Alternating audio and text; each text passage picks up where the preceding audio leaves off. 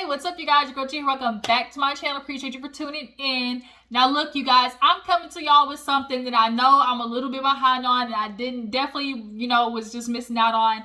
And that was Real Housewives of Potomac, y'all. Real Housewives of Potomac, I missed doing the first review, and I don't want to miss the second one because the next one's reunion part 3 is going to come out this weekend. And so much is happening. We got Mia lying. We got Candiace getting sued. We got Gizelle getting blasted. Like, it's been a whole lot, y'all, but I didn't get a chance to talk about the reunion. So nonetheless, we're gonna get into that. Let me put my little 2 cents on it so your girl can get caught up, and then maybe after that we can do an episode of Shoot the and that's basically us, talking about everything that's been going on in the headlines.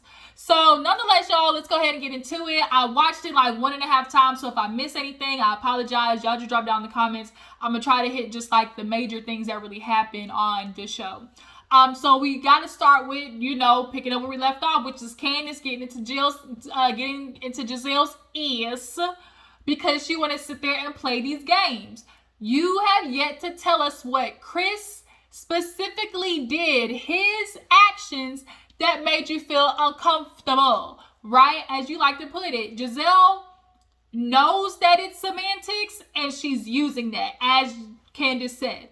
Gizelle's not dumb. She knows it's a play on words. She knows there's a difference between, we were in an uncomfortable situation versus, he did something to make me uncomfortable, which is why you had that conversation with Karen that I'm going to continue to replay in my head, where you literally, Karen was like, well, did he say anything? And she was like, no. Well, did he do anything? And she's like, well, no. So it's like, if he didn't say or do anything, Gizelle, then what exactly is he apologizing for?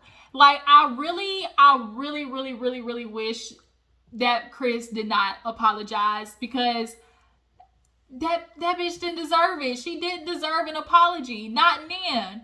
And then especially on the season with how she was portraying, I'm sure he was just trying to see if I was with it, because everybody's going to want, pretty light-skinned, green-eyed Gizelle.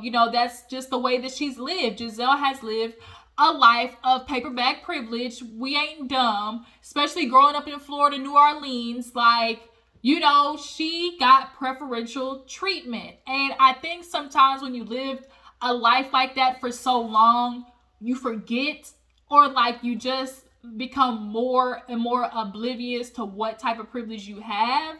And Gizelle is just full of shit. Like, just at the end of the day, she's just full of it. So when she wants to sit there and be mad, well, I mean, now we're just getting into semantics. Yeah, exactly. Yeah, yes, absolutely. Because what you just accused somebody of, like, did you not learn with Portia? Did you not learn with Portia? Y'all, you can't just accuse people. Like, you're not just accusing him of something very flippant. Like, it comes with a negative connotation of this man is like a predator. So then here go Mia trying to pipe up. Well, why can't you just, she said this was the way she was feeling. Candiace hit her with shut up, bitch. Like, ain't nobody talking to you. Ain't nobody talking to you, Mia. Y'all know what Candiace hit her with. Shut your bitch ass up before I get to talking shit about you. Because Mia, girl, it's a lot of skeletons in your closet. For real. But nonetheless, Mia trying to pipe up for Gizelle was comical, because, girl, Gizelle don't even really like you like that. Like, she really don't. And, like, you girls always come on and pick her side. Like, everybody who was new on the show, besides Escala, came on and tried to do the befriend Gizelle thing. And it's like, that bitch ain't got no loyalties to nobody. She got a little bit to Robyn, but even she be slipping up on Robyn. That how the hell we find out that the house is in her name and not Juan's? Like, we find that out because Gizelle messed the ass. But Mia tried to pipe up, and Candiace was like, shut up. And I know Mia tired of getting hushed on, because Wendy shut that ass up last season. Now Candiace did it this season. So here go Robyn. Well, we just, you just should have, what did Robyn say? Like, oh, right, can we just admit that it's wrong for a man to be in a hotel room with a woman on her own? Boy, when I tell you, producers have been on it, they have been on Robyn's ass. Every time she say something, flashback. Every time Robyn has said something, bitch, they got a flashback for it, okay? So that's what you want to say? Oh, should no man be in a hotel room? Hey, roll that beautiful bean footage, and it's Juan Dixon in a hotel room that he paid for, but he didn't go in. When in the hell, in the glory of the niggerdom, has a man ever go to a hotel which he paid for, but didn't go in the room? Did that sound like something a man would do? Especially these new age nickels. Does that really sound like something Juan did? Oh, this girl was just, damn, she was strung out. She had nobody help her but me. So, Robyn, I had to do it. You know, I had to help. I had to be that helper. I had to be her savior. She didn't have nobody else she could have called, including that boyfriend that allegedly played for Baltimore. Right. Okay. But nonetheless, we move on from that. So then we get into, speaking of Robyn, that whole situation where Robyn caught herself blasting Candiace at the table for her little live podcast. And Andy was like, well, Robyn, if it actually came out that she said a lot of nice things about you, then Robyn, you look stupid. Like she said, you embarrassed yourself because here it is, you're trying to blast me, but I'm really bigging you up. But but Candiace, here we go once again, why a lot of us are having issue with you. Like Wendy said and checked it. It was like, you keep saying, oh, Robyn's my friend. Robyn's my big sister. But Robyn, we got a whole list of shit that Robyn's done to you that basically contradicts everything you saying. She don't want to be big sis, Candiace. She don't want to be, your friend. All of her actions showed that. You want to talk about, oh, you my friend. And if, as you said to Robyn, like, if I feel like we cool, she's basing it off the fact that Candiace was like, when I first came on, when I first joined the cast, Robyn was somebody that I looked up to, was somebody that, I was, developing a friendship with. So I think Candiace has that idea in the back of her mind, like, oh, like she may feel indebted to her because she was kind of like the first friend that she made. But girl, Robyn ain't trustworthy worth a damn. As you can see, now this girl was like, oh, everybody needed to know you were talking shit about them. And that's why Wendy at the table had to be like, and this who you say is loyal? This is who you say is your friend? And if I was Wendy, bitch, I feel offended. Because, girl, you talking about that's your best friend, but I'm the one that's got your back for real like that. Like, Wendy has been riding for Candiace, and I think they know it's them against, the paper bag hoes. Like, at the end of the day, the light brights have banded together, and it's not a coincidence that there is certain behavior being called one thing when it's the lighter persuasion, and it's something else when they are a little bit, more chocolatey, more black like this, not like this. Shout out to Funky Dineva. But yeah, so Robyn, she was like, I was just in my feelings because of how Candiace was treating me before, and but what are you even upset about it anyways? She tried to deflect. What are you upset about it anyways? You want me to come to you off camera. We know we do everything, for the show. Here go Bravo. Oh, really, Robyn? Let's roll the shit back where you tried to get everybody to pay for Patreon behind the paywall to get that whack-ass information of what Juan was allegedly doing to you out in these streets. Wandering Penis Dixon, shout out to Rodney. Wandering Dixon. And that's all we're expecting from him. And honestly, whoever paid to get that information, like, you dumb, because Robyn can't tell the truth. She really cannot tell the truth. The fact that she know Juan out here, they got an arrangement. They just keeping up the appearances for their sons. But she's letting Juan go out here and do his thing. She would rather just have this set up and, be oblivious to it than just cop up to what it is. Now you married this man, though. You married this man. He got a whole ass essay case on campus with a boys team getting, their private photos leaked and stuff and being blackmailed by coaches, and you knew about it. Like, Juan clearly has some character flaws. But yeah, no, they've been killing Robyn with these flashbacks. She said, "Oh, well, you want things off the show, like, you know, we have to do things for the cameras." And it was like, "Oh, really, bitch? hit a flashback on that bitch ass." Okay, so we move on to Gizelle's section. Y'all, we all know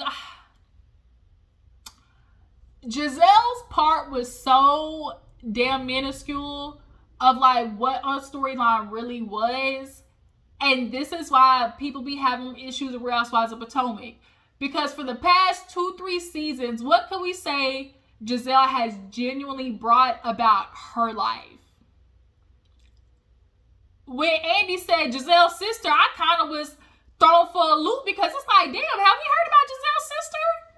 Like, her biological family sister, that's what we talking about? Like, we had never heard Gizelle, seen her conversate with her sisters, her aunts, her, you know, anybody on the show. And she wants to classify it to, well, I'm not going to share my life with people I don't like. Okay, but you talk to Karen, you talk to Robyn, you know, you talk to Candiace a little bit, but she ain't friends enough to know about what's going on in your life with you getting your whole uterine disintegrated. What she say? You're depleting uterus.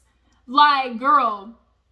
And you want to talk about, this is the biggest response I've ever gotten back. Well, I guess that's what happens when you actually share shit that's going on in your life, Gizelle. Instead of giving the fake ass storyline with Jamal, we all knew that stuff was fake. We from the get-go knew it was fake, and then it was just confirmed. Y'all remember when he dropped her off at the airport and they gave that a hug and it was awkward. You can see it was no vibe between them. Like, when you drop your partner off at the airport and like, you gonna kiss him a little bit, maybe rub on the booty, grab the dick, like, you know, I'm getting ready to leave, so let me get my last little feel. They didn't do none of that. Like, it was so fake. Gizelle has mastered getting in everybody else's, you know, storyline in life and finding a way, as she says, to put her little sauce on it. You know, I put my little sauce on it. No, bitch, you lie. You lie. Point blank, period. Your little sauce, your little sprinkle of seasoning on top of the stories is why shit is always ending up the way it is. And we're not supposed to call it what it is, which is motherfucking lying. And you not getting, like, you're not doing what's supposed to be done. Like, film about your life. And so once again, she always depends on her daughters to really be like her storyline. But even her daughters at this point be looking at her in the scenes like, okay, okay, what are you supposed to do this time, Mom? What do you need us to say? What do you want us to do? Like, they clearly, like, they be getting in Gizelle's ass. When they got on to her that last season about dating and being older and stuff like that and being boring, yeah, they got into Gizelle's ass. But yeah, so her depleting uterus, she started tearing up, had the nerve to tell Andy, we'll talk about it later. The fact that she felt so comfortable doing that was like, we'll talk about it later. Like Andy said, no, but you're gonna talk about it now. This is the reunion. Heifer. So yeah, you had a sentimental moment with your daughters, but the minute I started to feel like a little bit of tug on the heart, like, this shit went away. Like, it went away because at the end of the day, Gizelle is just not a good person. She's not a good person. Period. So we move on to Wendy. And, you know, Wendy, she's had her health scare this season, going into business with Peter. You know, they talked about, you know, Ashley was like, girl, don't you get into this business. Everybody knows the food industry is one of the most brutal industries to get into. But she ended up not doing it.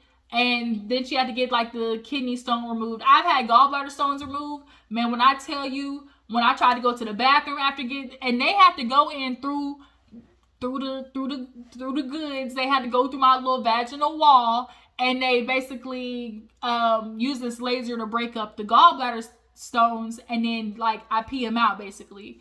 Y'all, when I tell you she was on fire, my Uchiwala was burning. It was stinging. It was just like trying to pass those stones. So I wonder if that's how they did it with Wendy.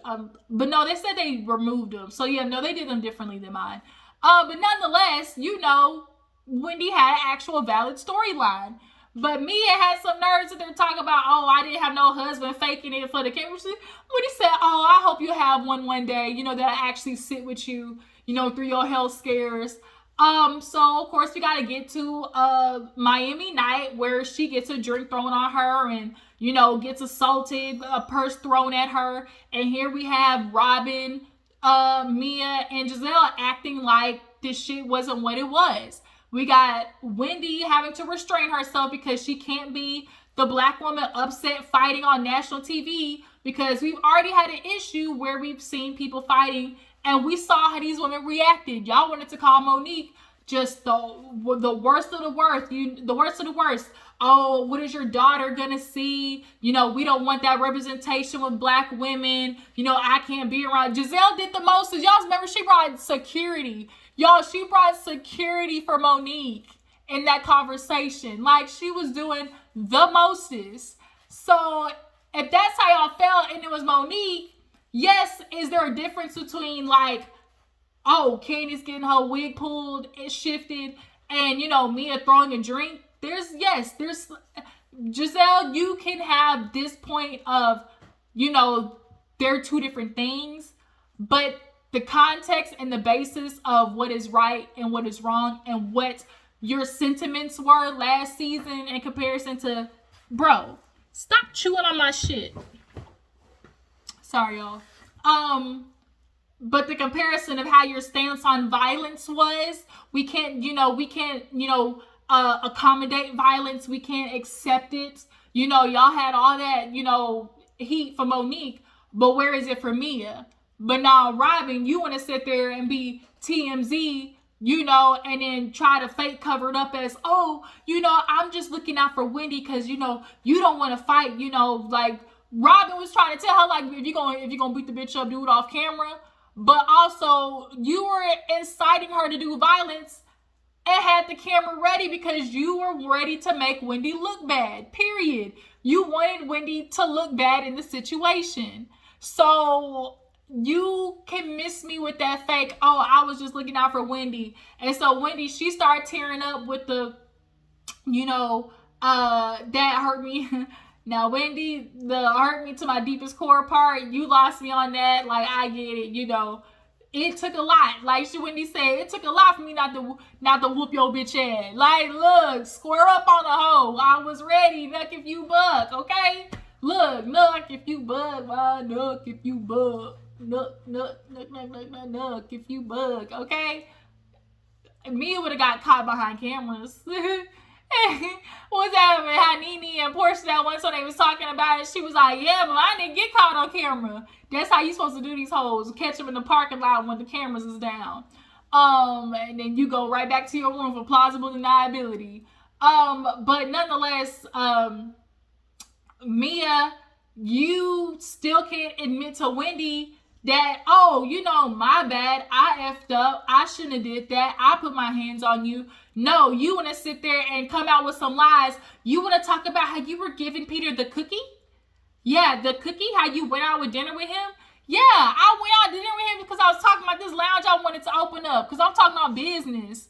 Like Mia said, don't worry about me, who I've got my legs open to. You effing for lobsters. Like, girl, miss me. Mia is watching what Gizelle is doing, Gizelle and Robyn is doing, and wants to be a part of the clique and is just repeating their behavior. And we can't have people like that on the show that are just literally in La La Land and delusional. Like, that's not what we gonna do. Like, Mia, did nobody even believe it, like, when you said it? Because it didn't even sound right coming out your mouth.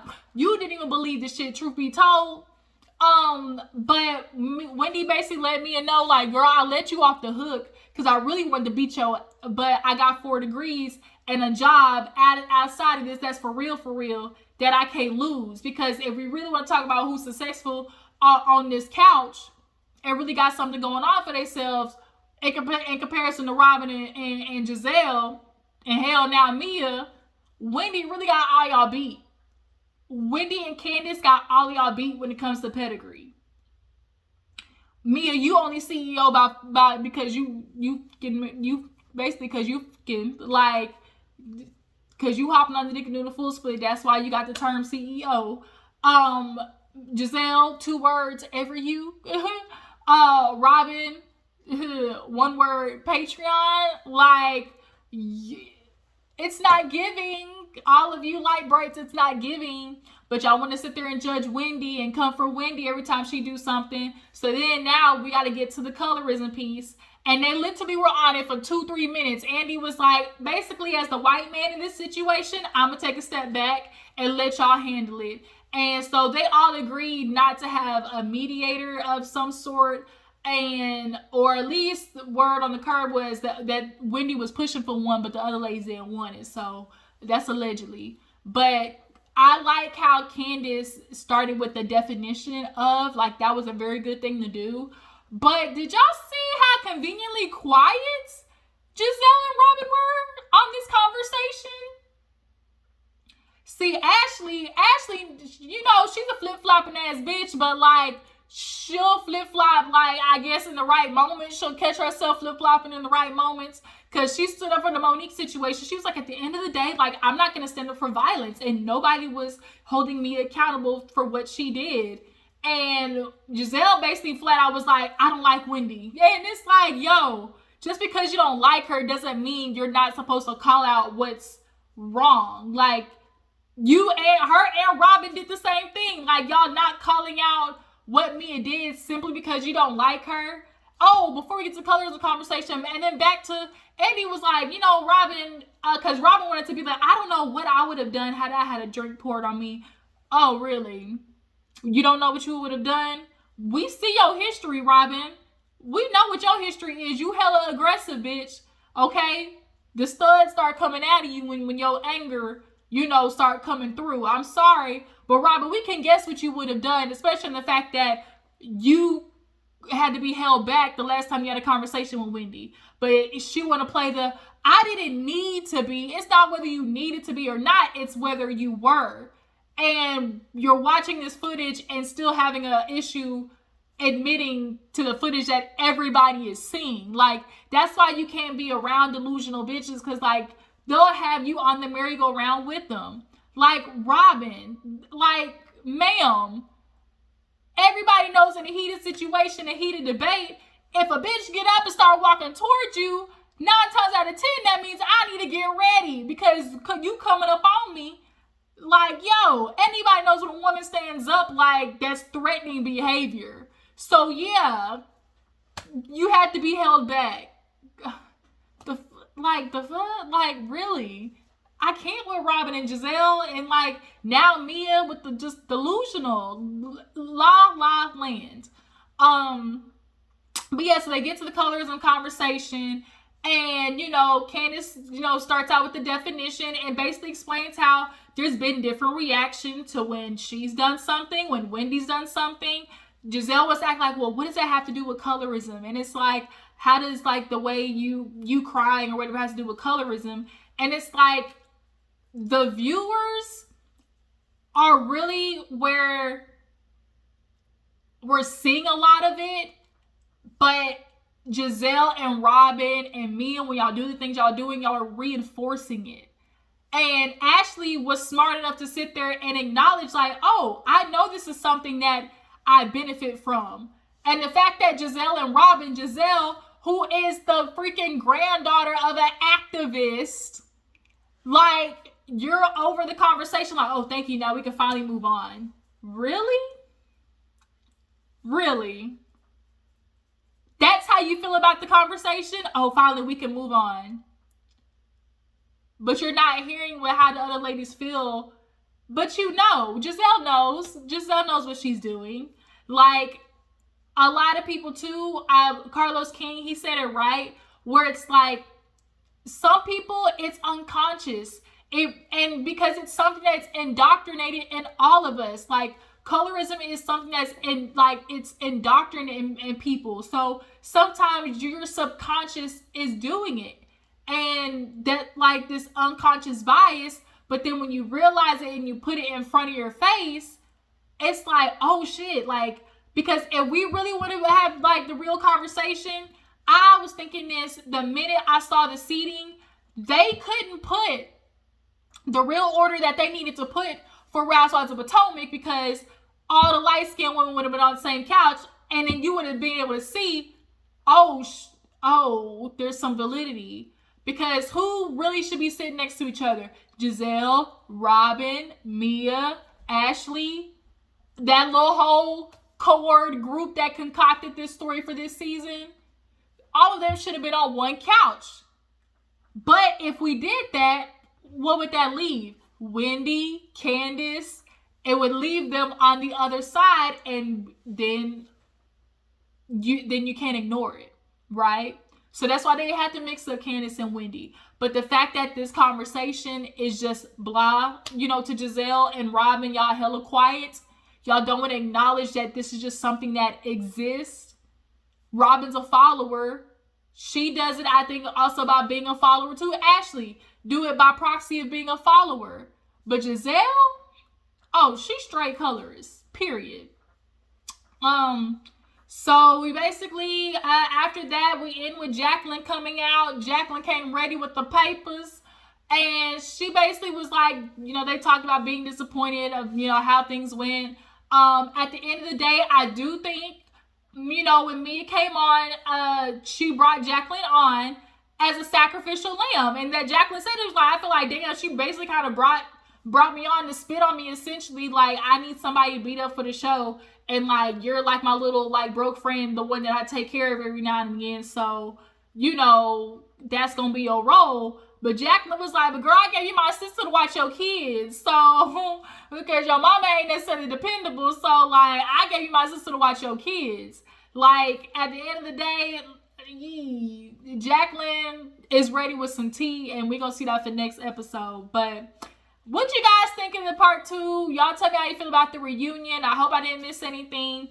What do you guys feel about Gizelle and the colorism conversation, the segment that they did? What do you guys feel about Robyn trying to blast Candiace, talking about things that'll be on camera? Do you guys feel like this is going to be Robyn's last season, or is she going to get demoted? What do you guys think? I appreciate y'all for tuning in. Make sure to follow me on Instagram and Twitter, and I'm going to catch y'all later. Bye.